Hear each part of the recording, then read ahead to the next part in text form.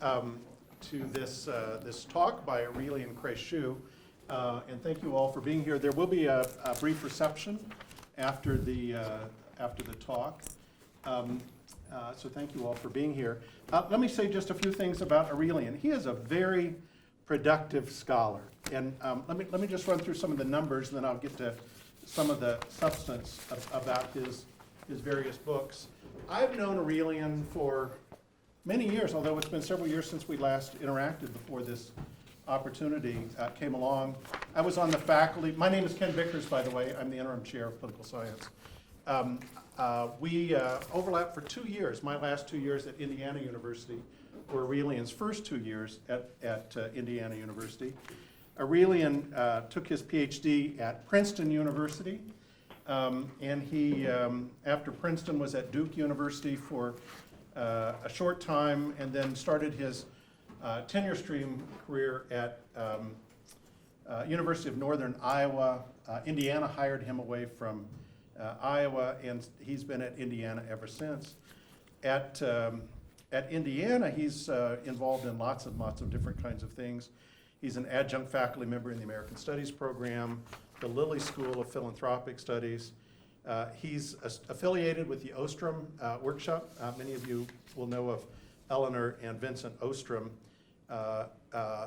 Eleanor Ostrom was the first woman to win a Nobel Prize in economics, and she was a political scientist. They had to go outside, but a wonderful, wonderful person. Affiliated with the Russian and East European Institute, the Institute of European Studies, and a variety of programs on campus, including the Honors College and the Liberal Arts Management program. I'll talk a little bit about his books, but let me tell you first, he's published 3 scholarly volumes in English, 1 in French, 2 in Romanian. Aurelian is actually was born and raised in Romania and left there many years ago. He can tell that part of the story. He's edited 5 edited volumes in English, plus 1 in Romanian. He has written 21 refereed articles, book chapters and introductions to books, 26, reviews and review essays, 48. Of the books, the one when I first knew Aurelian, he was finishing up a book called The Political Thought of the French Doctrinaires. Liberalism Under Siege is the main title of that book, which is trying to understand how democracy can survive and why it doesn't survive. And the Doctrinaires, many of you will be familiar with Alexis de Tocqueville. He was associated with the Doctrinaires. That was the puzzle, was why was democracy working in the United States, and why, when it started right on the heels of the American Revolution in France, why had it collapsed into the guillotine so tragically and quickly. That was his first major book. That was published in 2003. After that, he started working on the question of moderation, if I get this right, and how moderation is possible, and trying to understand the role of being moderate in a world of extremes. And so he's published 2 books on that, including one that just came out 2 years ago. Do I have that right? 2017, which has been getting lots and lots of attention and very timely, given the polarization, the rise of populism in Europe, Brexit, elections in the United States and elsewhere, where politics is pushing to the extremes. How is moderation possible? So he is going to tell us how it's possible this evening. So there are some handouts. If you don't already have a handout, you can, I think there's some extras. And we'll do questions. I'll explain that process when he's done with his talk. But I will turn the floor over to Aurelian. Thank you. Thank you. To Aurelian for being here. Thank you. Good evening. It's a pleasure to be here with you this evening. I'd like to begin by thanking the committee that selected my name. It's a great honor to be considered for the Benson Endowed Chair in the study of Western civilization. I have many friends and family in the room, and I would like to thank everyone for taking time to spend with us this evening here. We've circulated a handout and a cover image that I'll explain what it is all about in a moment. On the handout you'll see the 7 parts of my talk, to which I'll return. The title of my talk is In Praise of a Forgotten Virtue, Moderation in the 21st Century. So the first question that I would like to ask is, who needs moderation today in the age of Trump? Remember Barry Goldwater's infamous words from 1964? They are the #1 quote on the back of my handout. This is what Barry Goldwater said: extremism in the pursuit of liberty is no vice. Moderation in the pursuit of justice is no virtue.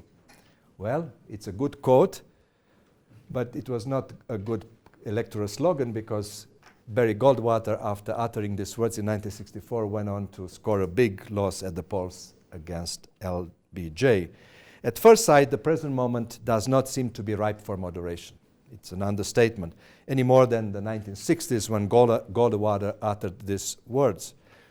We live today in bubbles, in echo chambers, lots of bubbles like Boulder, like Bloomington, where I hail from, and many other blue bubbles or red bubbles, and echo chambers, while democratic norms are slowly being undermined by politicians on all sides of the political spectrum who exhibit an insatiable appetite for power.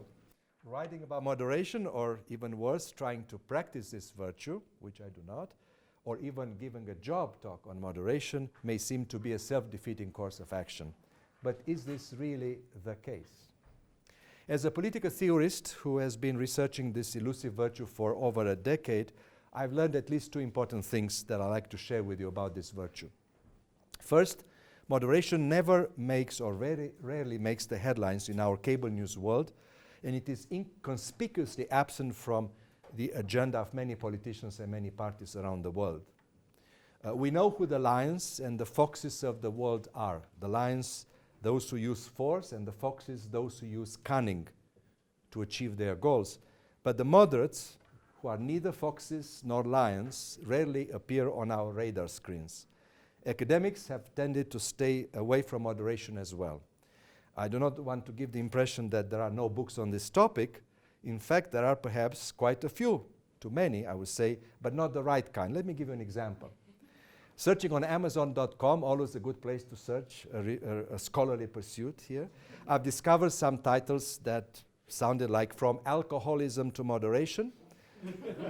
Funny ones, such as The Moderation Diet, the common sense way to stay slim and healthy, with the following words on the cover: cooking great, looking great, feeling great. And there's another title that caught my attention: Lifestyle in Longevity, How to Extend Your Life with Moderation, Joy, and Ease.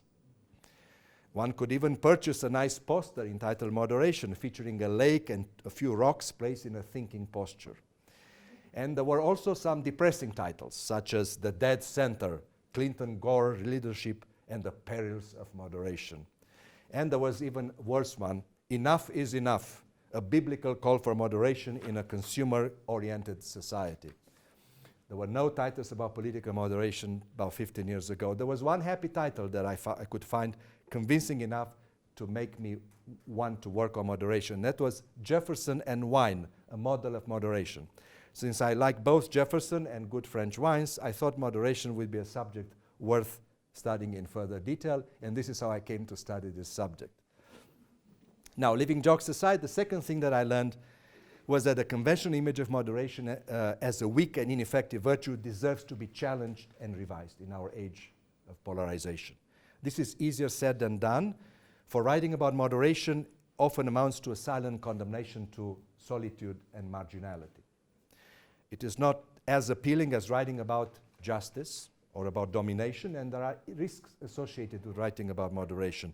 Edmund Burke, the English political philosopher Edmund Burke, warned us, and this is the second quotation on my handout, that moderation has and had often been stigmatized as the virtue of cowards and compromise as the prudence of traitors.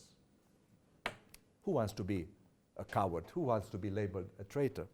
And yet he still regarded moderation as the virtue of noble and superior minds. And I stole the title of one of my books from Burke, I should admit it publicly. In all changes of the state, Burke claimed moderation is a powerful virtue, he said.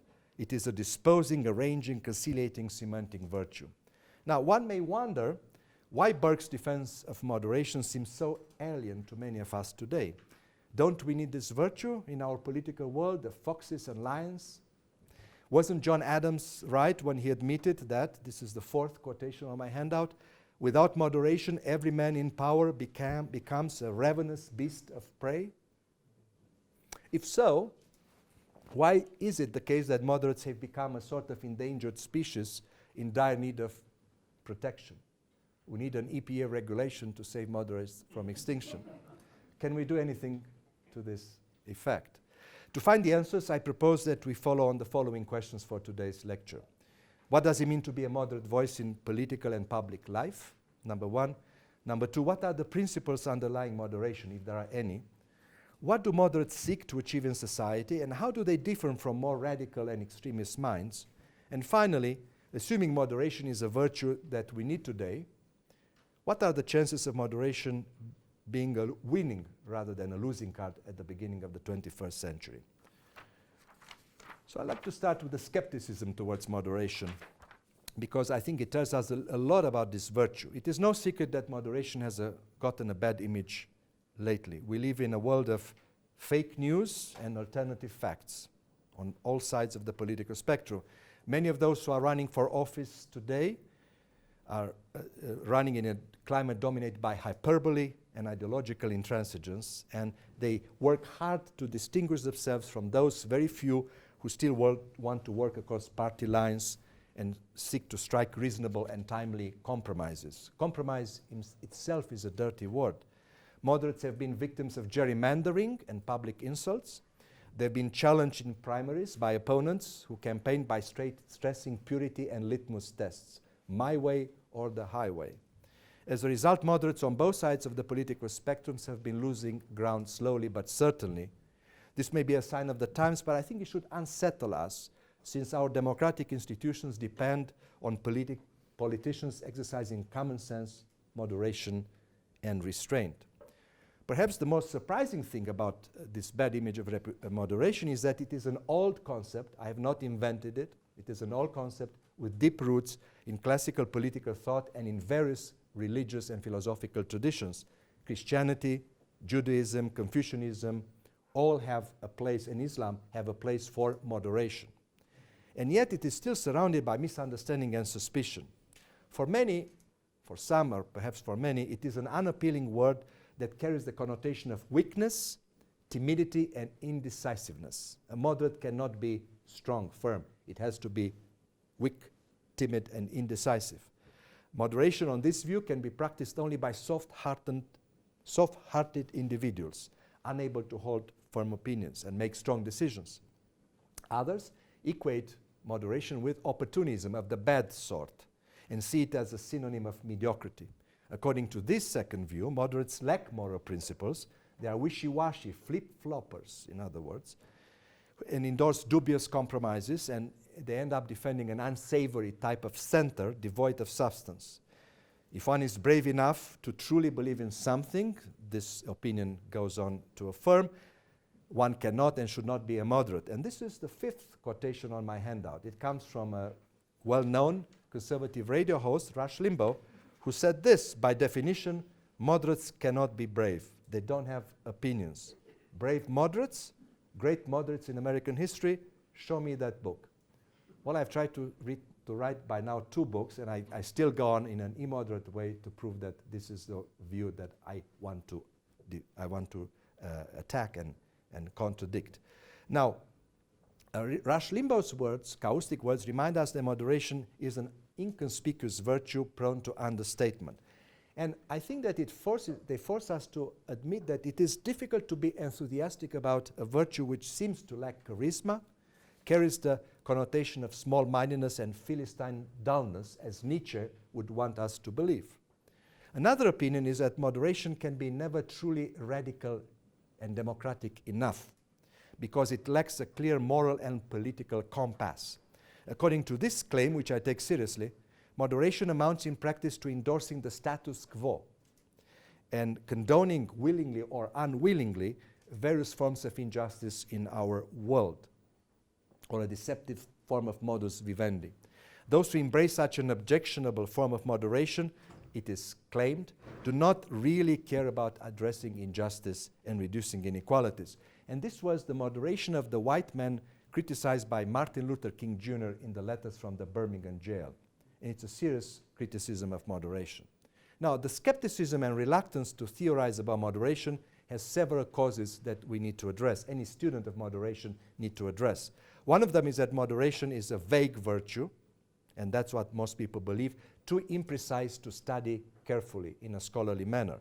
The universe of moderation appears as uncertain and fuzzy, and it defies apodictic and universal statements like justice or liberty or equality. With such a topic, one is forced to deal, and I admit that openly, only with nuances of gray, leaving stud colors to others. And we know now that there are many nuances of gray. How many? 50? Less than 50? Some more than one. So it should be no surprise that moderation has been regarded as an incoherent virtue, incompatible, according to some, with clarity of purpose and unable or rarely able to bring electoral success and quench our thirst for great heroic stories. So maybe Rush Limbaugh is right after all. But if we were to look around for us for a moment, many of our politicians seem to have taken this skepticism towards moderation a notch further. Let me remind you the electoral cycle of 2012. The person who eventually became the Republican presidential candidate, Mitt Romney, a moderate of sorts, worked hard to defend himself against accusation of being a moderate, a label that made him unappealing in the eyes of many electors. The retirement from the Senate of several moderates was a clear sign of the little faith we seem to have in this virtue. Oftentimes, it is easier to espouse radical position than moderate ones because we know what those margins are. We don't know where moderation stands. It's easier to work with black and white contrasts in the political realm with a simplified Manichaean us versus them, black and white picture of reality. Simple slogans that speak to people's fears and nostalgia. It's very difficult to fall in love with the color of gray. Gray can be beautiful, but how can you convince people that gray too can be beautiful? So, I openly acknowledge that moderation has gotten a bad reputation lately, but this doesn't mean I think that we cannot learn from it or we should neglect it. On the contrary, it may be, and this is my firm belief, especially needed today in the aftermath of our last elections and ahead of the next electoral cycle. How so, you would ask? Are you defending a utopian view of moderation? So let's take a look at what history has to tell us, since this is a chair in the history of Western civilization, and non-Western, I would add. Confucius, Plato, Aristotle, Tacitus, Cicero, from them to Montaigne, Montesquieu, Madison, Burke, Tocqueville, they all knew the value of moderation. They saw something valuable in moderation that its present critics seem to miss. Tacitus called moderation the most difficult lesson of wisdom, while Montesquieu praised it as the supreme virtue of legislators and equated it with practical wisdom and reasonableness. The word moderation appears many times in the Federalist Papers. I think at least 15 times, if I'm not mistaken, at least, and played a key role in George Washington's farewell address. While seeing moderation as a pillar of the fledgling republic and a sign of power rather than weakness, our first president did not shy away from sending a warning signal against the spirit of faction and a spirit of immoderation. American democracy, he cautioned us in 1796, may be fatally weakened if we allow rancor, ill-founded jealousies, and false alarms to dominate the political scene, opening the door to foreign influence and corruption. Please note that he did not use the word collusion. A cursory look at the politics of the 20th century, remembered for its two devastating wars and tremendous, horrendous concentration and labor camps in which millions of people lost their lives, shows the catastrophic effects of the lack of moderation and reminds us of the constant need for this difficult and elusive virtue. The champions of political moderation also understood that the latter is a complex, demanding, and difficult virtue, from Tacitus to Montesquieu and beyond. Moderation constitutes, in fact, a coherent and diverse tradition of thought, and this is what I sought to recover in my scholarly work. I sought to use the instruments of an archaeologist to show that there's a tradition at work there. It's not just a concept that lacks firm foundation. Moderation, I came to discover, is much more than a character trait, an ethical trait. Moderation is also a state of mind, is a disposition, but it's a set of political and institutional framework. It represents a certain style of political action, often manifested by the efforts to seek a balance between various ideas, interest groups in society. Balance. As such, moderation is a complex balancing act, not unlike the act of walking along a thin wire or a rope. So I've taken the liberty of doing some selfless self-promotion here, shameful self-promotion. This is the cover that I circulated in my last book, and it has a funambulist or a tightrope walker that I think is the best image that one can come up to describe the difficulty and the risks associated with moderation. It is a virtue that can offer an effective way of governing divided society, but it is not an easy one. For it requires, like the act of walking on a thin rope, many things. It requires, first of all, the courage to go up the wire. I've never been there, and I hope never to be on a small wire, tight rope. But it takes courage, it takes preparation, it takes skill, it takes patience, it takes intuition and discernment, but it lacks a precise algorithm. You can't tell when to lean to the left or to the right. It depends on the geography of the winds. If the wind blows in one direction, you need to lean into the opposite in order to keep your balance. It also requires, if I may, the knowledge of when not to be a moderate. Because moderation is a peculiar virtue that is neither a virtue for everyone, certainly I would not go up there, not for all seasons. There are moments when moderation is not a virtue. What is moderate in one context, in one period, may not be moderate in another. Let's take the example of a famous Russian writer, Alexander Solzhenitsyn, the author of the famous Gulag Archipelago. He would have probably not been successful in challenging the Soviet hierarchy and orthodoxy had he been a moderate. He was not a moderate in defying an inhuman regime. Had he adopted a more moderate approach, sometimes perhaps only immoderate and radical voices like Solzhenitsyn or Martin Luther King Jr., or if you allow me closer to us, Adam Michnik's in communist Poland in the 1970s, only immoderate voices like this can successfully oppose tyranny and fight blatant forms of injustice. So moderation is a complex virtue with fuzzy contours.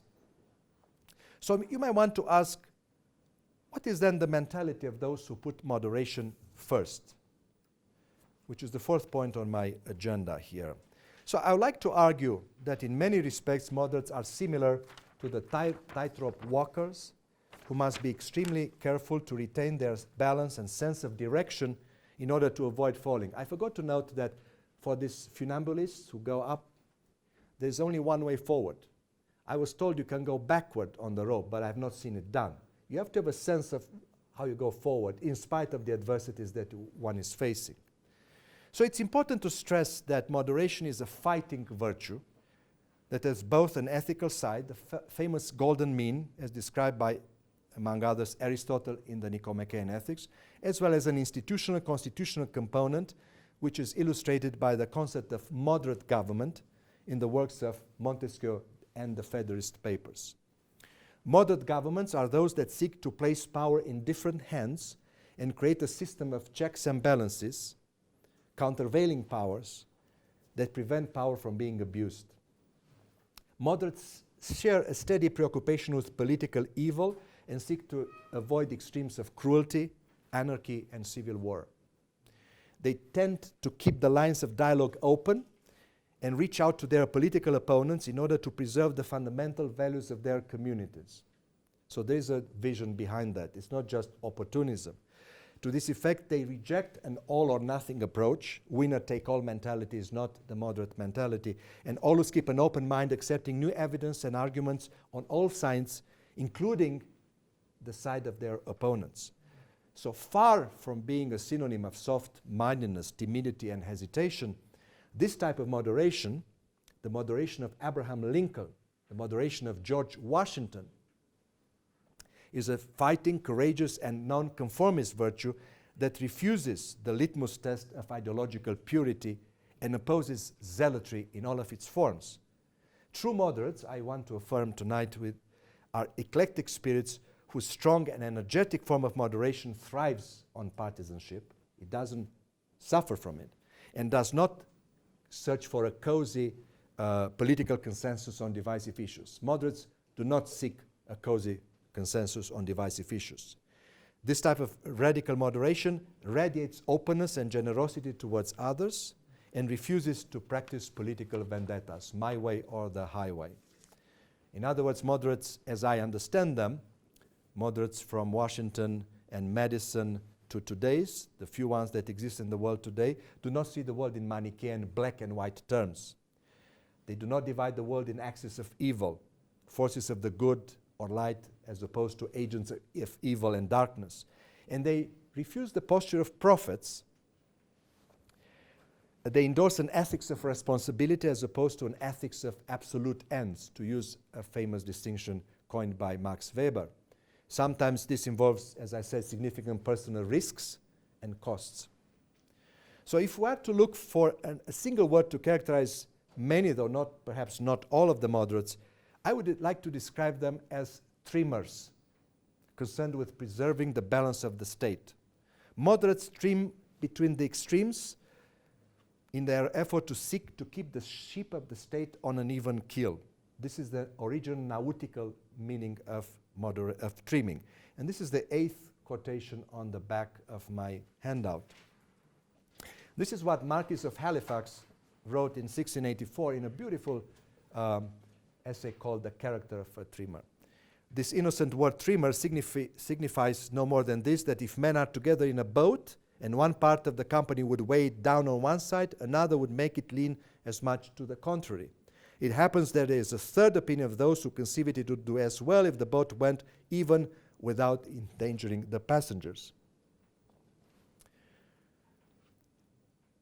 But political trimming is never easy. It requires, like the act of walking on a thin rope, a lot of courage. It demands vision, audacity, and firmness, as well as a good degree of non-conformity. So trimmers seek to restore equilibrium in society when the ship of the state tilts in one direction and risks capsizing. So to restore this equilibrium, this equipoise in society, moderates tend to adopt some of the soundest attitudes and principles of all parties and work hard to facilitate agreements between them in order to calm passions and heal deep-seated wounds in society. They seek to protect and foster this balance between diverse social and political forces on which pluralism and freedom depend in our society. This balance is at the heart of what we understand as moderate government. It is not a mere accident that for Montesquieu, the author of The Spirit of the Laws, the real distinction was not between democracy and aristocracy, it was between moderate and immoderate governments. The latter, the immoderate governments, depend on fear, the fear of the subject, and are simple governments. You can see through them. The more simple, the more immoderate a government is, moderate said. Moderate governments are intrinsically complex, and I would even go as far as saying they are a little bit messy, because they depend on a constant negotiations of interest in society. They also depend on a sound balance of powers, the existence of a healthy form of pluralism, and of an effective combination of interests and groups in society. So, I would want to add now that moderate government is a generic name for many faces of moderation. And I would like to insist on one aspect of my work that has generated perhaps less attention than I would have hoped for. I don't like to talk about moderation in the singular. I like to talk about faces of moderation. I don't want to reify a concept that has many faces. In practice, moderation amounts to, but it's not limited to, finding a center or a neutral power above all parties, a neutral power above the fray, as it were. Sometimes, as Arthur Schlesinger once put it, moderation is not to be equated with the middle. The middle of the road is the dead center, and that's not moderation. More generally, though, moderation refers to building, as I said, moderate government, which may take various institutional forms. While it may be tempting to equate centrism with moderation, I think that an identification between the two should not be taken as an axiom. For we can find, and this has been the challenge of my latest work, we can find moderates on the left, in the center, as well as on the right of the political spectrum. So moderation, while it has some conservative elements, can also be found on the left and in the center of the political spectrum. And in fact, moderates have worn many masks over time. Let me suggest a few of them. Let me present a few of them. The Stoic, as described by Seneca, is a form of moderation. Stoicism as a form of moderation. You want to practice self-restraint. You don't want to let yourself be led by circumstances, the winds of fortune around you. You do as much as you can to mitigate their power. The Trimmer, as I mentioned, in the works of Halifax, but most recently in the works of the 20th century philosopher Michael Oakeshott, who wrote about the politics of skepticism and resuscitated, so to speak, the metaphor of Trimmer from Halifax. The skepticism, as illustrated in the works of David Hume, Immanuel Kant, on my favorite of all, Michel Montaigne. Montaigne himself was a skeptic. The pluralist, as illustrated by the works of James Madison and Isaiah Berlin in the 20th century. Now, the individual seeking to stay above the fray, this would be George Washington in the 18th century, and my favorite of all, Alexis de Tocqueville in the 19th century. The critic of zealotry, fanaticism, and enthusiasm, this would be Edmund Burke, the critic of zealotry and enthusiasm and fanaticism. The eclectic, as illustrated by the philosophical tradition of eclecticism in 19th century France, Victor Cousin in particular. The tragic politician, Abraham Lincoln in 19th century America, one of our favorites. And, if you wish, the committed observer, the metaphor that I take from the work of Raymond Aron, also the social critic as illustrated by the work of Michael Walzer in the 21st and 20th century. There are some concrete examples of moderate agendas that I could mention here. The middle of the road, the so-called juste milieu between revolution and reaction after the French Revolution. In the 20th century, in post-war Germany, the doctrine of ordo liberalism as illustrated by the Freiburg School.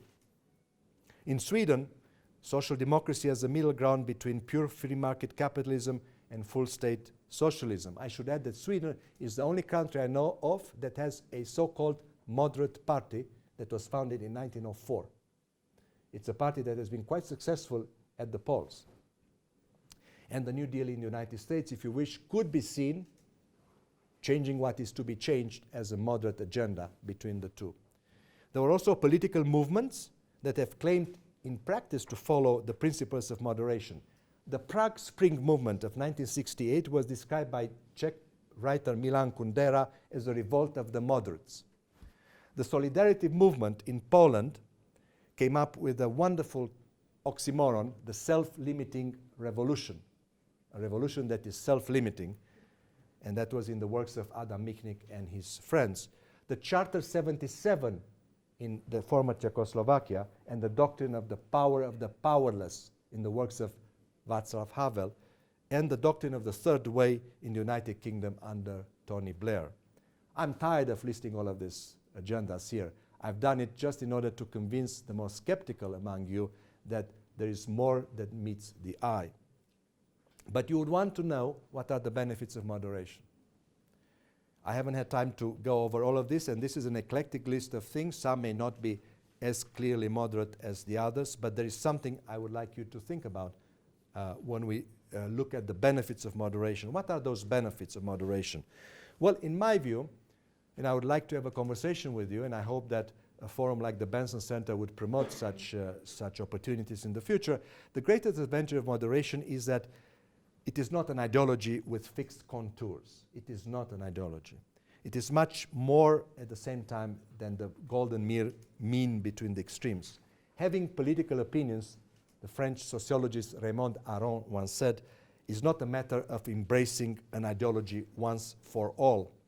It is simply a question of making sensible, decent decisions in changing circumstances. As such, moderation, as I understand it, and as the thinkers that I've listed before understood it, is a realistic virtue, not a utopian one. Moderates start by looking at the world as is, nor as it should be. There is no veil of ignorance at the outset of their agenda. Moderates prefer to think politically rather than ideologically. That is, they take into account circumstances, actors, and interests that constantly change. Those who think politically rather than ideologically refuse to define one single best way. There is no panacea. Okay? Aware that the political good has multiple dimensions and it's pluralistic, they are against perfectionism and they prefer to advocate peaceful reforms. Okay? They do not seek miraculous solutions or quick solutions to complex problems. They understand that in politics, as well as in life in general, there are no absolute blueprints or final synthesis. The best we can achieve, as Isaiah Berlin, the Oxford political theorist, reminded us, is a harmony of dissonances, a fragile balance between competing values, some of them incompatible with each other. So we can't have the best possible world in one. Such an anti-perfectionist and pragmatic moderate position was expressed, for example, by no one else than our Benjamin Franklin. And this is the 7th quote on the handout.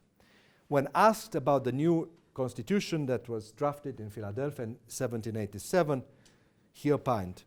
He said, "I doubt too whether any other convention we can obtain may be able to make a better constitution. For when you assemble a number of men to have the advantage of their joint wisdom, you inevitably assemble with those men all their prejudices, their passions, their errors of opinions, their local interests, and their selfish views. Thus I consent, sir, to these constitutions because I expect no better and because I'm not sure that this is not the best." Note the words here, because I expect no better and because I'm not sure that this is not the best. This skeptical and pragmatic trait can be particularly helpful today since moderation tends to promote a flexible and skeptical mindset that is the opposite of fanaticism, of those who know the answer to all the questions. They have a blueprint, they have a solution to everything from healthcare to immigration.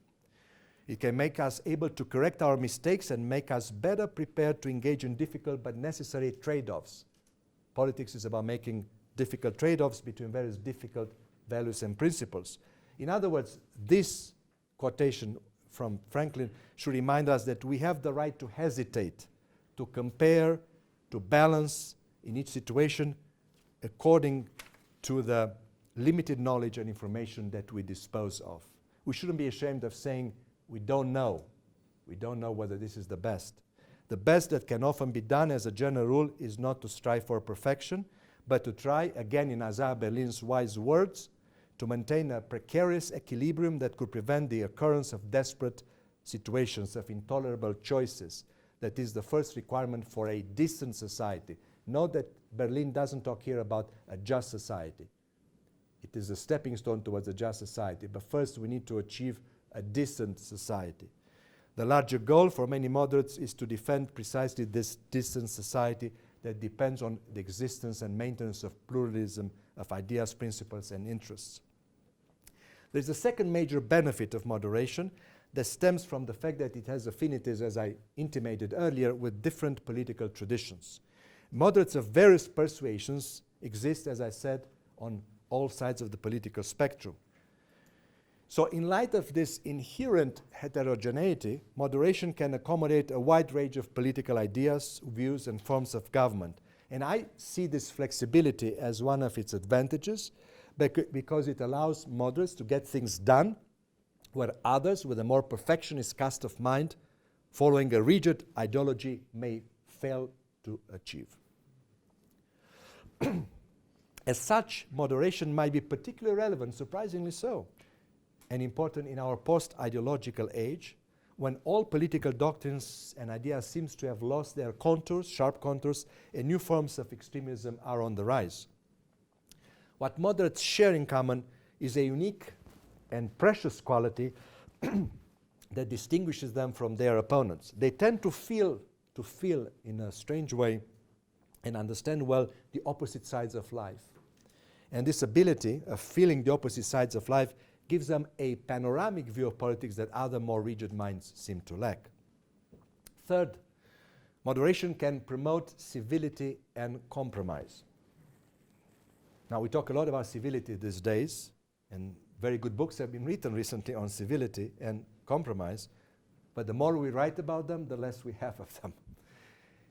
As the union of life with measure and of spirit with reasonableness, moderation makes our minds simultaneously firm and flexible and promotes a mindset favorable to compromise and dialogue, civil dialogue. It weeds out rigidity and dogmatism and promotes that kind of temper and common sense that are conducive to what we call civil politics, not incivil politics. Now, it is important to stress that moderation display an unwavering commitment to dialogue and are staunchly opposed to monologues and echo chambers. Totally opposed to that. Their motto is, may the other side also be heard. Audiatur et altera pars. No ideas should astonish them, and no ideas astonish them. No belief should offend them, and no beliefs offend them. They demand, moderates demand, that dissenting voices be heard when everyone around them would rather silence them than pay attention to them. Why so? Because moderates lack the assurance that allows them to settle everything. They don't know the answer in each case. In very few situations, the answer is clear-cut. They claim the right to hesitate, like Benjamin Franklin, and weigh the pros and cons in each case. This, I venture to affirm tonight, is a form of audacity that admits that no conclusion should be formed merely on partial views. The world for moderates is a vast school of inquiry from which they can learn a great deal if they keep the mind open. Moderates are courageous in this regard in their determination to swim against the current because they refuse to live in bubbles and echo chambers.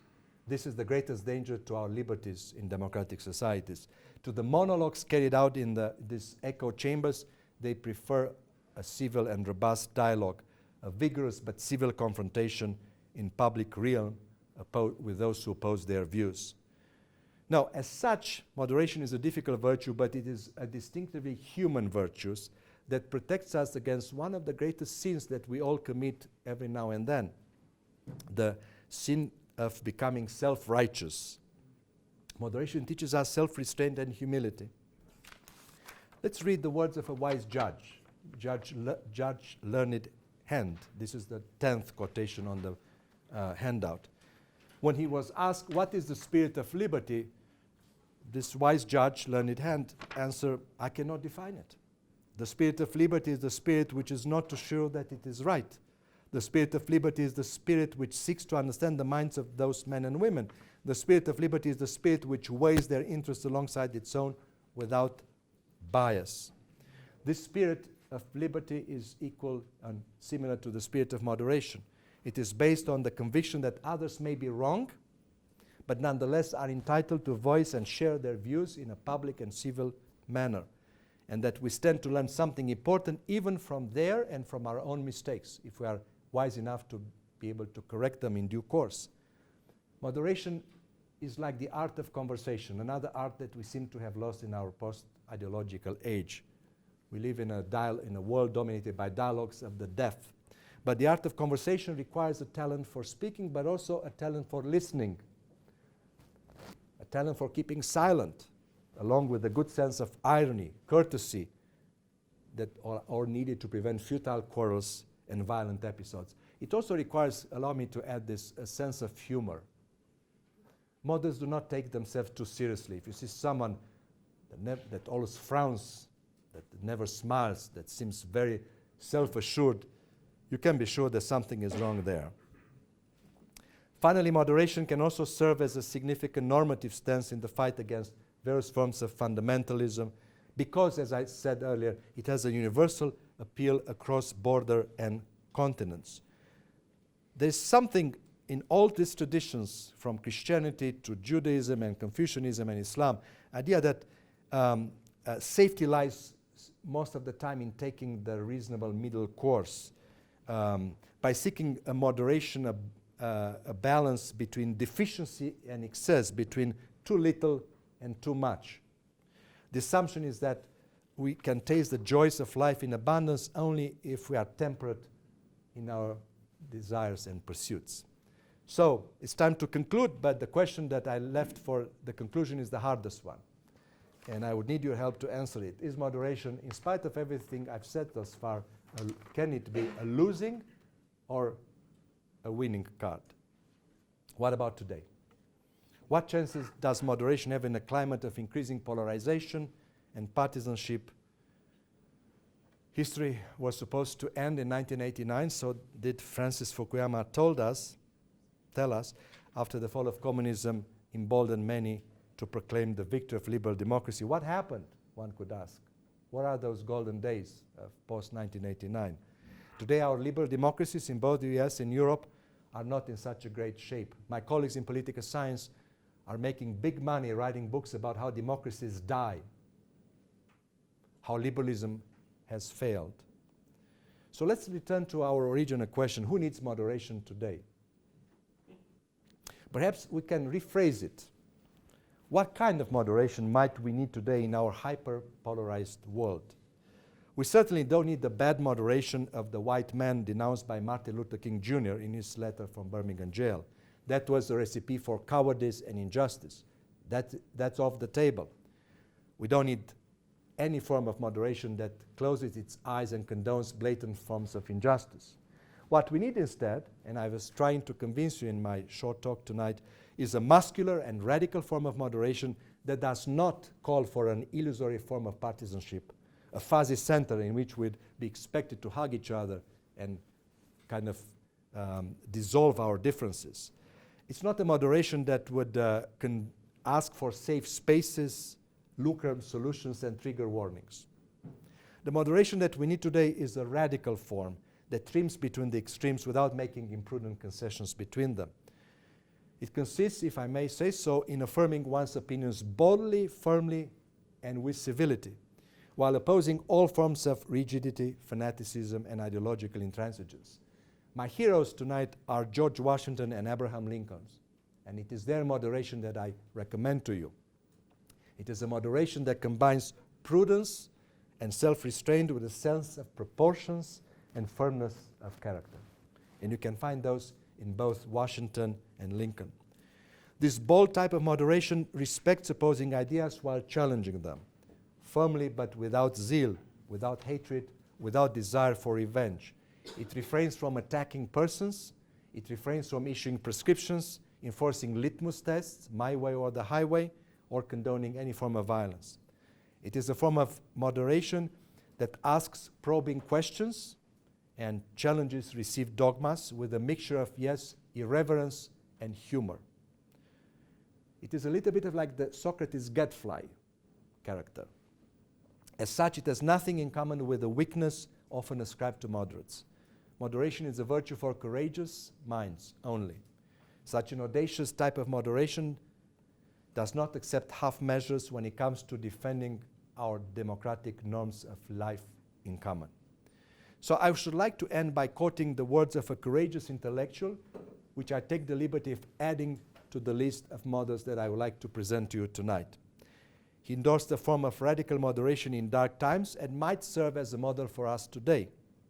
He was a man of the left who lived in 20th century France. No, he was not Jean-Paul Sartre, but Albert Camus. For Albert Camus, moderation was defined as a sense of measure and proportions, and it entailed great risks and tensions. He paid with his own reputation. His defined moderation was supposed to be in the service of justice. He defended justice in Algeria, but he could not close his eyes to the injustice done against the French in Algeria either. His duty, Camus wrote, was to insist on using plain language and clear ideas as not to increase the word of lies and deception.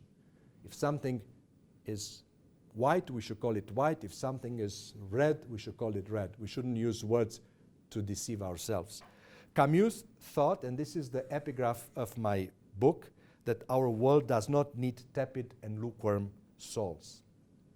It needs burning hearts. This is the 9th quotation, and the last one. It needs burning hearts, men who know the proper place of moderation. It's interesting that the translator used the word moderation for the English translation. It's a mistranslation, and I would like to publicly denounce the translation for this mistake. It's a mistake that served my purpose. Even if he hadn't translated the French word mesure with moderation, I would have done it, because I think it's a good way to describe what moderation is. It's a sense of measure, it's a sense of proportion, it's a sense of balance.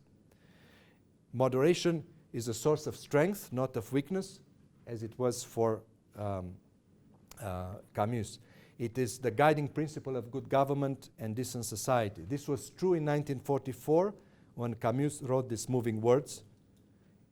So the question is his message, does his message still hold true today when we face new challenges that threaten our free way of life? And I have no better way of ending my conference tonight than by inviting you, each of you, to reflect on Camus' wise words, which are, again, our world does not need tepid souls, it needs burning hearts, men who know the proper place of moderation. Thank you very much for your attention. Thank you.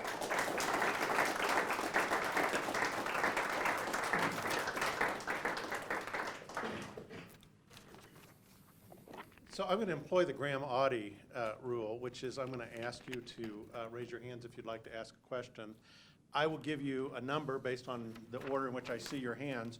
You're to remember that number, and then I'll just call out 1, 2, 3, and I'll stay here where I can see additional hands go up, and I'll just keep adding to that. We do want you to speak into the microphone, and Aurelian, if you don't mind repeating the questions, because this is being filmed. So if you have questions, raise your hand. 1, 2, 3, 4. Remember those numbers. 5, or did I already get you? I think I was 2. You were 2. All right, see, you're supposed to remember that. All right, I'm not in charge of remembering, you are. All right, and then we could add more numbers as we go along. So number 1, and who was that? Miles. So, Hang on, into the mic. so you talked about faces of moderation, and I am struck in your talk at how moderation seems like a family of, say, 10 different concepts rather than a single thing. I mean, for example, one concept would be to simply be slow to make any human being persona non grata, which I can vouch for the idea that on Twitter, at least, this is not well respected. But the main question I wanted to ask was really about the relationship between technocracy and moderation. So in economics, one of the central principles is that there are almost always trade-offs, and so recognizing that there are some trade-offs is part of it. But I think there are some other things that are in the technocratic spirit. One is, you might say, here's a question where there are just some facts that we don't know. We need, to know what the right tax policy is. We need to know the right labor supply elasticity, and we don't as of yet. But it seems to me that even technocracy has places where it's not going to be totally moderate. So many times, for example, there's a tension between freedom and maximizing utilitarian social welfare, but there are a bunch of places where there isn't, where exactly the same position will help you get more freedom and will get you closer to, more the utilitarian social welfare, and those might even seem like extreme positions, and yet they're based on kind of a technocratic approach that's worried about these trade-offs and worried about even the trade-off between freedom and utilitarian social welfare, but sometimes that still leads to extreme positions. So anyway, the question is just the relationship between technocracy and moderation. Thank you. The question asked me to start it from faces of moderation and end it with technocracy of moderation. So I should write another book about that. Having said that, I'll do my best to address some aspects of your question. Phases of moderation is, I think, important to stress that moderation is more than one phase. The best definition I can come up with in my work on moderation belongs to a 17th century English theologian by the name Joseph Hall. Joseph Hall defined moderation as the silken string running through the pearl chain of all virtues. The silken string running through the pearl chain of all virtues. A beautiful metaphor for moderation. Is it moderation a supreme value? It's a cardinal value, I would say. Nothing can be really just without a little bit of moderation. Nothing can be really courageous without a little bit of moderation. That's why I think it's fairly important to acknowledge the nature of this elusive virtue. It has many faces, and I tend to prefer the trimming and the balance, but skepticism is a phase of moderation. You mentioned the slowness to make decisions. That's not necessarily a characteristic of moderation that I would emphasize. And I don't think that any of... Lincoln was not slow to make his decision. Lincoln was very firm in making his decision once he was firmly convinced that the Emancipation Declaration had to be issued. So I would respectfully challenge the premise of the first question, because it seems to me that it mischaracterizes an important part of moderation. Moderation can be firm and radical at times. Now, caution, prudence, those are aspects that are related to moderation. And I think that if I understand correctly the background of your question, I think they too could be related to moderation. I'm not sure, frankly, what to say about the technocracy and moderation. To the extent to which technocrats would believe there is one best way of solving technical problems, that would be an immoderate answer to the complex problems that our world faces. I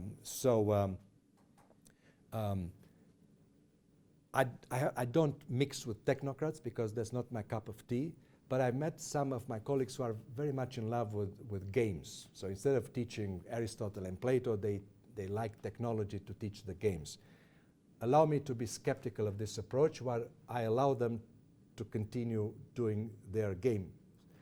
If I want to study the American Revolution, I prefer not to resort to technology. I prefer to resort to textbooks. Maybe I watch a movie or two, but I'm in the old school of reading texts. I don't believe in quick technical fixes.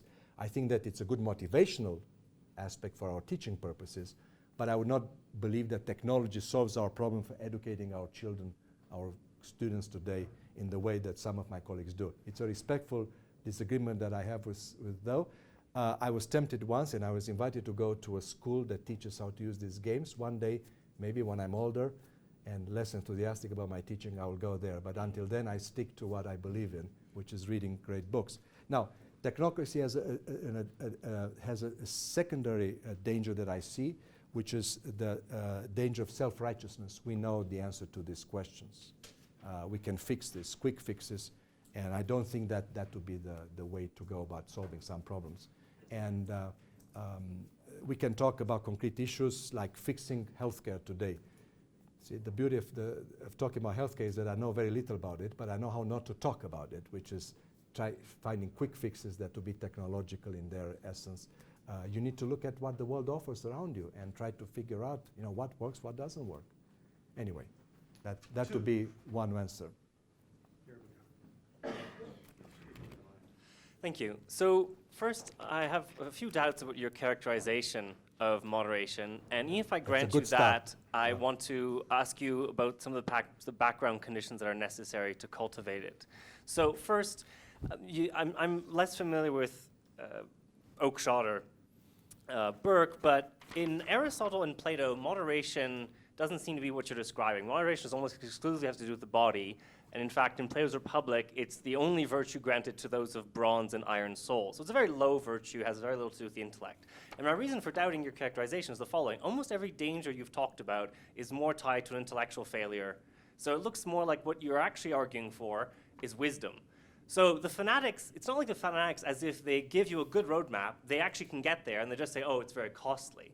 It's usually their roadmap doesn't make sense, they don't get you where they say they're going to get you, and there are terrible consequences. And it seems like I would like to know how is that not a lack of wisdom? In which way are the fanatics not lacking in wisdom? In which way is that not correct for their problems? And it seems to me that if I was going to read Plato and Aristotle, what I'm looking there is far more for wisdom in terms of understanding that your revolution won't fix everything, that there's going to be no grand soir, and that the solution won't have unintended consequences. But like, let's just grant you that it actually is moderation, not wisdom, okay? So I'm not entirely sure I understand how it's well suited to the world that we live in for the following reason. So it seems like all the thinkers that you have here would probably agree with the line from Aeschylus that pain which I cannot forget falls drop by drop upon my heart, even with my sleep, until through the awful grace of God comes wisdom. That's a tragic statement about the limits of the world. And it seems to me that part of what motivates the fanatics and the maximalists, if you want to opposite to moderates, is this idea that they can actually get what they want in the world, which to me, again, seems like a lack of wisdom. So it seems like the only way you could actually want moderation as a virtue is if there is a background condition so that your anthropology, your background view of the world that you look onto in which you have to flourish, is a world in which you can probably almost never get exactly what you want. And it seems to me that it's this belief that a lot of people reject, particularly the kind of revolutionaries. They don't think there are any obstacles, only enemies, right? So if you have that anthropology, then it seems like moderation doesn't make much sense. And it's only if you have this background view of what the world is like in which you're going to flourish that moderation could ever make sense. Because if not, it seems like you're just looking for the right analysis where you get the breakthrough solution. Thank you for your excellent questions. In order to answer them well, it's about Plato and Aristotle, but wisdom and then fanaticism. First of all, we need to have dinner and drink good wines in order to answer the question, because only when people sit together and drink good wines, they can talk about such profound things. So number one. Number two, I think you mischaracterize Aristotle, if not Plato. Book 4, chapter 11 in Politics, it is about the middle class. There's an institutional component of moderation in Aristotle that is illustrated by the concept that is as old as Aristotle, perhaps going back to Thucydides at the end of the history of the Peloponnesian War. He says maybe now they've reached the best form of government, which was mixed government. The institutional embodiment of moderation in Aristotle is the concept of mixed government. It can be found later in Polybius and certainly in Cicero. Cicero defines the concept of modern government like a choir in which various elements, dissonances, form that what he calls harmonia mundi. And that is the concept that appears in 411 in Nicomachean and Ethics. So I respectfully disagree with your mischaracterization of Aristotle. Now, when it comes to Plato, things are more complicated. Plato is a very difficult case for moderation. Plato, however, defines balance in a famous analogy between the city and the soul. You have a sense that it's the balance that defines moderation. It's the balance between different groups in society. I wouldn't say wisdom lies, you are right to point that wisdom is the supreme virtue for Plato, but the embodiment is the balance in the city. But I want to stick with Aristotle because I'm on a firmer ground in responding to your very good question than on Plato. Now, Plato was not a defender of moderation in other parts of his work, so it's difficult to transform him into an apologete of moderation. But certainly with Aristotle in 411, it is good. There's another thing that comes to mind. In book 311 of the Politics in Aristotle, democracy is defined as a potluck dinner. And that's an interesting thing. What do people do at the potluck? They bring a lot of food. It's not as good as a meal created by a French chef, where you have a small portion of food and then some leaves, a little fruit, some flowers, and things like this. You have other things there. You have the connoisseurship. In a potluck dinner, it's a metaphor of mixed government.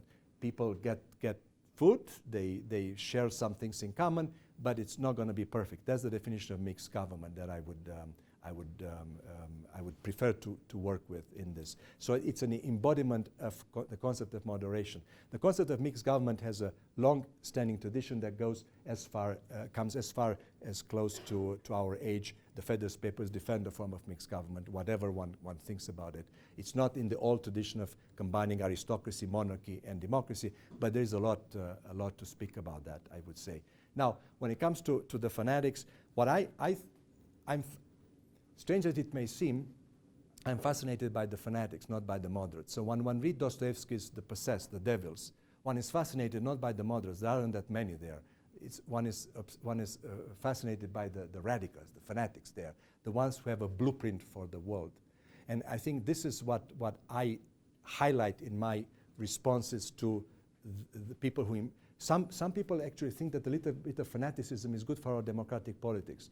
I do not hold that view, but I'm interested in getting into understanding the mind of someone who is a fanatic. So the fanatics see the world in Manichaean terms. And I think that is what distinguishes them first and foremost from other forms of political agents. They see themselves almost engaged in a messianic fight against the forces of darkness, whoever they might be. And it is a battle that is like a battle of the end of the world. It's the war that will end all wars, so to speak.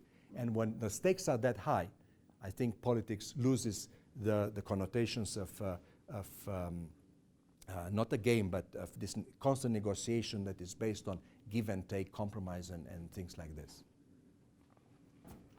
But we should continue the conversation over wine because, and food, because it's only under those circumstances that the best idea come to mind.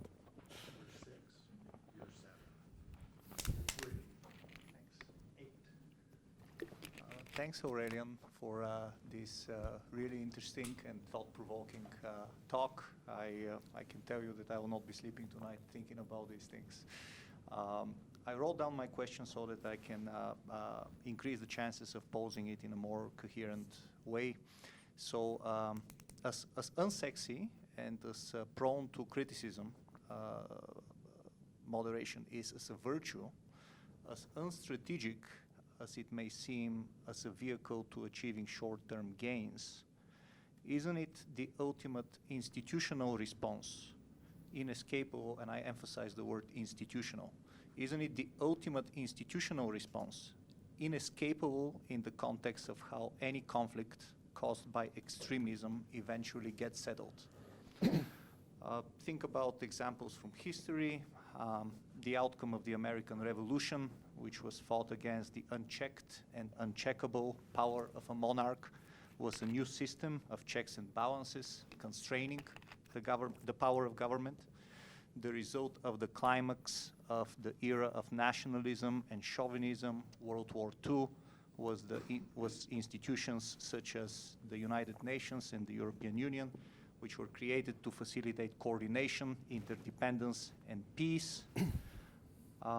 These institutions have at this point long outlived the conflicts that created them in the first place, and surely new conflicts will come and will take them down. But what do you think the response to that will be? New institutions of moderation. Isn't moderation then destined to be the natural winner at the end of all things? So the question asks, thank you for your question. The question asks me to reflect on how institutions can deflate conflict and provide solutions to different conflicts by institutionalizing moderation, if I understand correctly.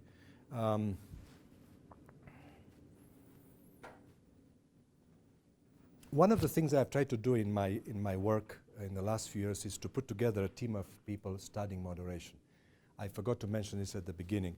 One man cannot exhaust such a subject. You need political scientists, you need economists, you need sociologists, religious studies people, you need classicists, you need philosophers, and you may need others.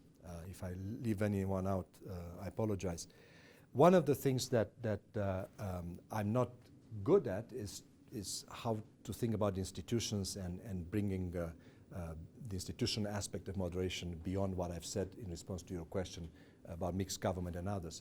But I will try to do my best in bringing into the conversation a dear colleague whom Professor Bickers mentioned at the beginning of my talk, whom I had the privilege of being a colleague, Elinor Ostrom. Elinor Ostrom work and her husband, late husband Vincent Ostrom, work on the concept that I find fundamental to understanding how to promote moderation in our ideological world. That is the concept of polycentricity. The concept of polycentricity is predicated upon building institutions at the local level that can allow actors with different interests and agendas and methodologies to cooperate for solving common pool resource problems. And it is a new way of looking at the world. You don't look in terms of center and margins. You look at the world in which there are plural centers and institutions that sometimes overlap with each other, but the solutions are not, let's say, in terms of more state or more market. Sometimes it is a little bit more state, sometimes a little bit more market, sometimes it's a local solution, sometimes it's a state solution, sometimes it's a federal solution, sometimes it may be an international solution. That's why I invoked earlier a little bit the issue of healthcare, which really is a topic that I'm interested in, but I know very little about it. But I think that a one-size-fits solution to a complex problem like that cannot, let's say, render justice to the complexity of such a topic in our complex world. So this is where my response comes full circle, if I may say so, because I do believe that it is this polycentric form of governance that allow people to solve dilemmas of collective action. And there's no single panacea, okay, that will solve these issues. To immigration, to healthcare, to international conflicts, to climate change, if you wish. Another topic about which I know very little. But I believe that you cannot address it by using these binary terms. So I think that institutions conceived in these polycentric frameworks of governance allow us to bring a little bit of moderation into practice. I do believe in the virtue of self-governance. This is a topic that I learned early on by reading Alexis de Tocqueville's works. And I think that some of the most difficult solutions, some of the most difficult problems that we are facing have as their solutions some form of self-governing capabilities that we need to cultivate.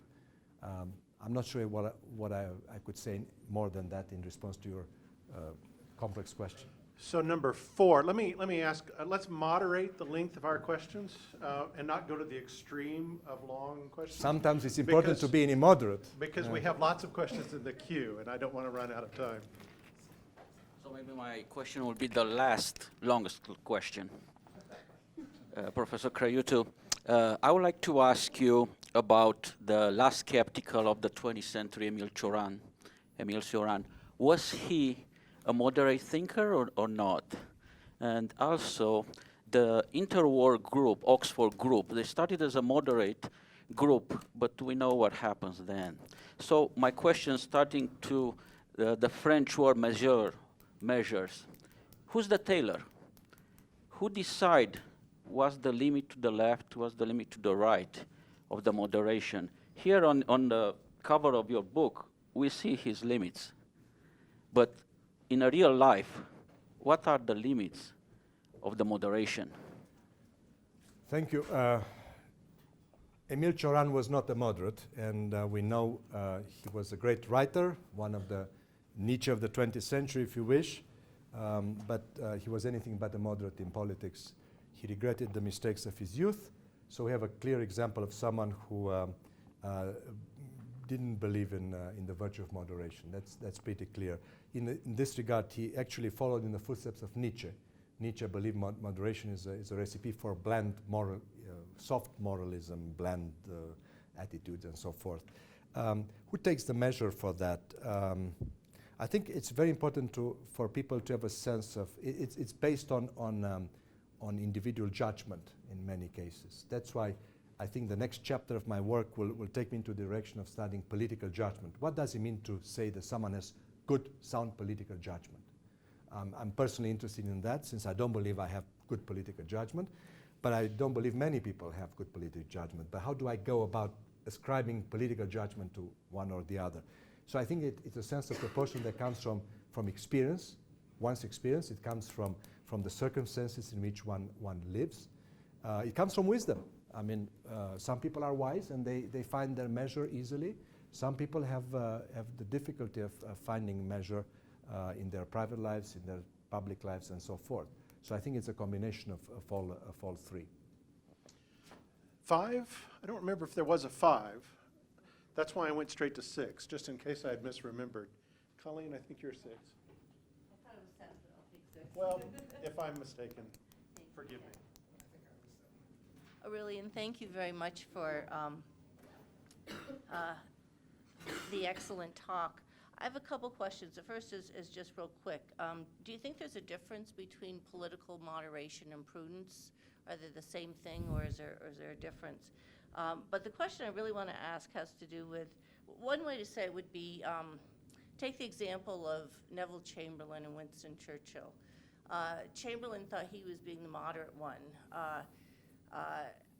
Would you say it would, in that scenario, would it be Chamberlain or Churchill who exemplifies the virtue of political moderation? And I'm thinking of, Churchill saying, never give up, never, never, never, never. And it's hard to think of that as an example of moderation. Or if you take the example of Lincoln that you used, Stephen Douglas said that what Lincoln did, Douglas thought of himself as a moderate and thought that Lincoln was not, because Lincoln, he said, deliberately risked civil war. And Lincoln never denied that he deliberately risked civil war. So who's the moderate there and why? Let me start with the second one.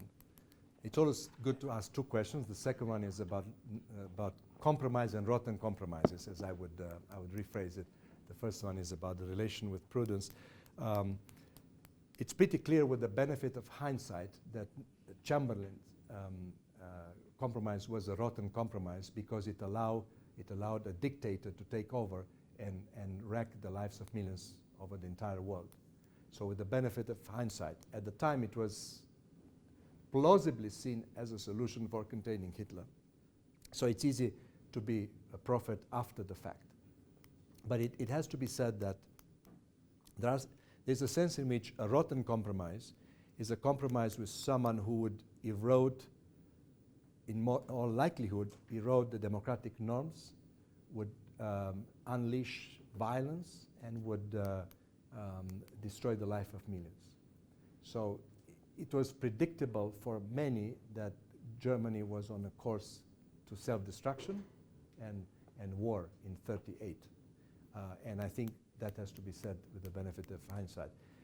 There was a rotten compromise, I would say, made at Yalta in 1945. In a book written on this topic, on rotten compromises and compromises, the Israeli political philosopher Avishai Margalit thinks that the Yalta compromise was a good one and the Munich Accord was a wrong one.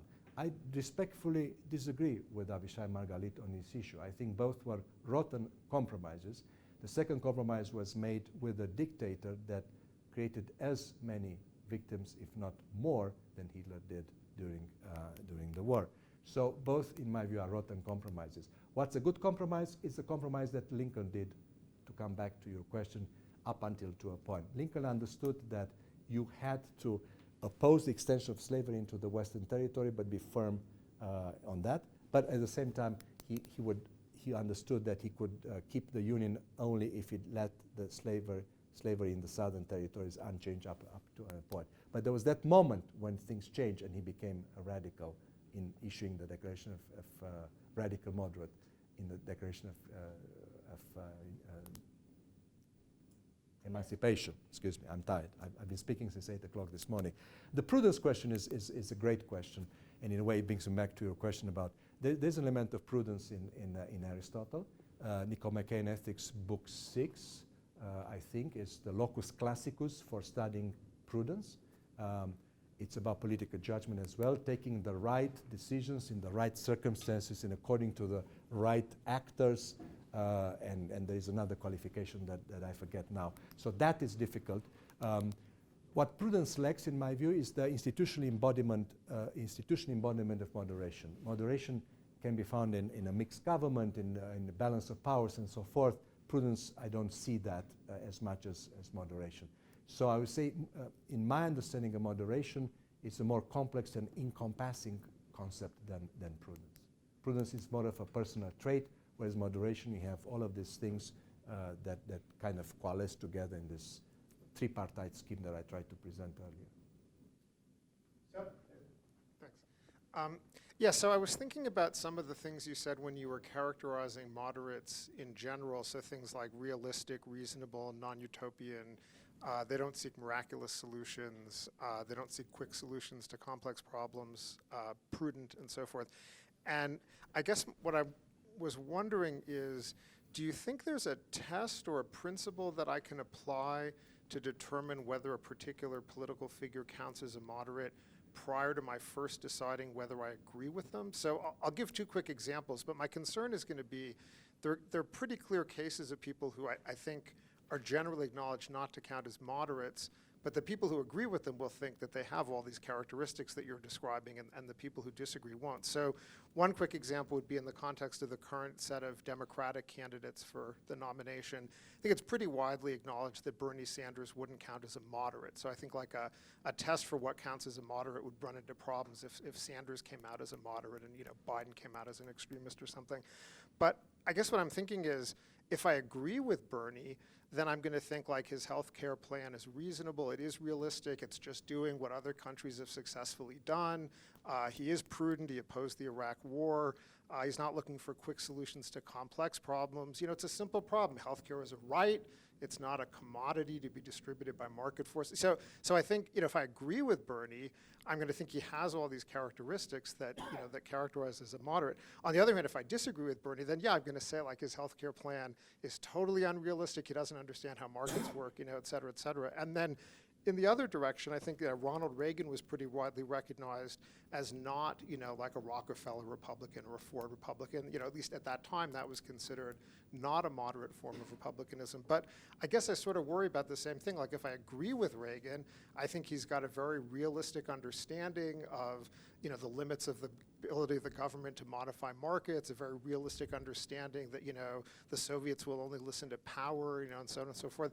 But then obviously if I disagree with him, I think he's got this mystical thinking that the free market will solve everything and so forth. So the worry is that the characteristics that define the moderate don't really help us pick out who the moderates are unless we've already decided who we agree with. So that's basically the question that I'm wondering about. It's a difficult question. Thank you for it. Given how tired I am tonight, I'm not going to be able to give you the best answer that you deserve for this. Anyone who thinks that he or she has an answer to complex solutions is not going to be a moderate, according to what I said. There's a blueprint for everything. I don't want to get into the details of the primaries here because there are, but you could say, we need to take into account the costs of the proposals. So look at the costs of the proposal, look at what others have done, look at the traditions that we've had. If you want to portray, if you are inclined to portray the current situation in black and white terms, carnage, or now this on the other side, that's not a moderate impulse either. So I'm tempted to say that the difficult part of answering the question has to do with the notion of pragmatism. What distinguishes a moderate from a pragmatic spirit? You could say, well, Bernie in this case is a pragmatic spirit. I don't see someone proposing free education as a pragmatic spirit in a country like this. I see small steps towards, let's say, relieving the great student debt problem that we have today to be a realistic, pragmatic solution. But taking now, getting rid of the student debt in one full scoop, I don't see that as a. So that's what I would go towards answering your question. But I think that the difficulty of really giving a satisfactory answer to your question has to do with the fact that we tend to identify with these people and then try to divide the world in the good guys and the bad guys. And I like the fact that the way you subtly characterize the position of both political actors there. I'm well aware that the world is a mixture of good and bad, nuances of gray, as I said earlier. So the test for me, I don't have a litmus test. The test is that I don't have a litmus test. I don't know how to put this better. I look, I reserve the right to change my mind. John Maynard Keynes, when he was asked, what do you do, sir, when facts change? He said, well, I change my mind. I'm willing to acknowledge that I was wrong on an issue. I like to see those characteristics put forward when one characterizes a moderate spirit. Someone say, well, I was wrong on that. I thought that, but I was wrong because the facts changed and I had to change my mind. I'm very skeptical of anyone who wants to be consistent. Consistency, Emerson said, is the hobgoblin of little minds. I do like people who change their positions.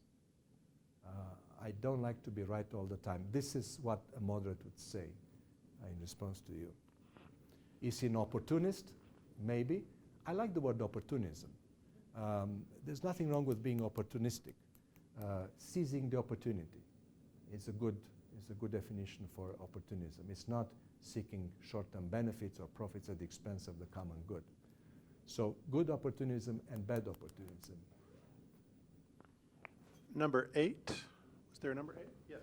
Let me run back there with the mic, because otherwise it won't make it on the There's very little video. gas left in the tank, so I let's have to warn. make this the very last question. Sure, if you can just be short. I too wanted to ask about prudence. Well, here, do it into the microphone. I too wanted to ask, following up on your comment, I too wanted to ask about prudence, and you had some things to say about Aristotle. It seems to me that the phenomena you're describing is better captured under what Aristotle understood as phronesis, but it seems like you're already tilting in that direction because your next book's going to be on political judgment. Political judgment. How to cultivate it. That if I was going to follow up at all, I would want to ask you, how then do we cultivate what you call moderation? What sort of educational or cultural practices should we encourage? We need also people in education in my ideal team of experts on moderation, because that's part of the educational project. Thank you. It's an excellent reminder of how important this is. Well, there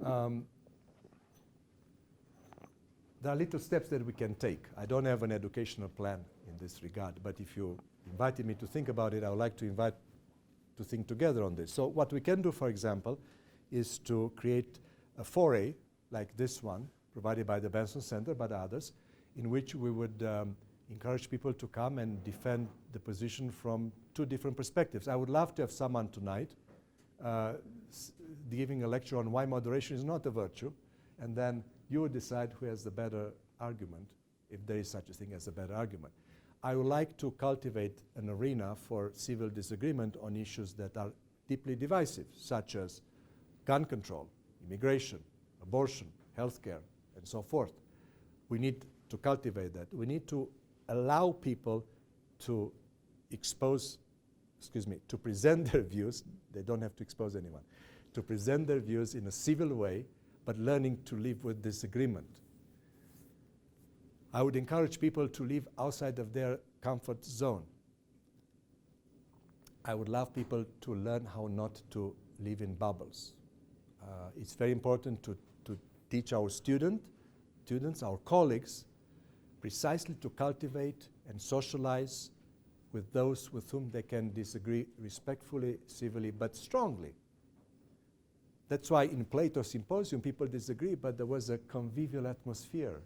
My favorite dialogue is, of course, the Symposium, because there's a lot about love and wine at the same time. You need that atmosphere of I would say, friendship, collegiality that can be learned only by disagreeing. A book that I really like teaching in my courses is On Liberty by John Stuart Mill. The second chapter of the book is quintessential moderation. He said at some point the prayer of each liberal should be, God, give us strong enemies so that we learn the weak points in our own arguments. So that's why Isaiah Berlin, for example, the thinker that I invoked in my lecture, the Oxford professor who died in '97, he was fascinated by people who disagreed with him or with whom he disagreed. He wrote about the bad guys, Joseph de Maistre, Jacob Hamann. Herder was not a bad guy, but certainly defended a position that was at the opposite of Berlin. Why? Because he thought that by reading those thinkers, he was getting out of his comfort zone and his arguments would become stronger. So I think these small steps are very important. And my students react very well to On Liberty. On Liberty is a text that I enjoy teaching because I have very little teaching to do. On Liberty is self-taught. People have young minds in particular have a kind of instinctual attraction to chapter 2. Chapter 3 is about self-development. That's romantic. It's a different story. But chapter 2, they say, yeah, sure, let's have this foray in which we disagree. Why do we have so few opportunities for for civil disagreement? Why do we prefer to live in bubbles? I think we can do something about that, and it is my hope that the future of this center will allow precisely for such avenues where we discuss this issue without being in agreement. When I write about moderation and when I give speeches about moderation, I do not want to give the impression that I have the last word on that topic. This is an open-ended conversation. It is about the virtue that is central to our life as citizens in a democratic society, and I find this extremely important for future generations who will get our institutions and live with them, and we need to be very responsible in how we interact with each other. So I think this is where my contemporary work comes into play, and I think that the small contribution that I can bring precisely goes in this direction, teaching people how to get out of the echo chambers, to give up their bubbles, and learn to engage with people with whom they disagree, whom I wouldn't say they find evil or I don't know, dark and so forth, but people from whom they could stand a chance to learn something important. On that note, thank you. So I think we can all agree that this has been very stimulating, and thank you. There is refreshments outside. I'm not sure. Thank you, Ken. It was fun.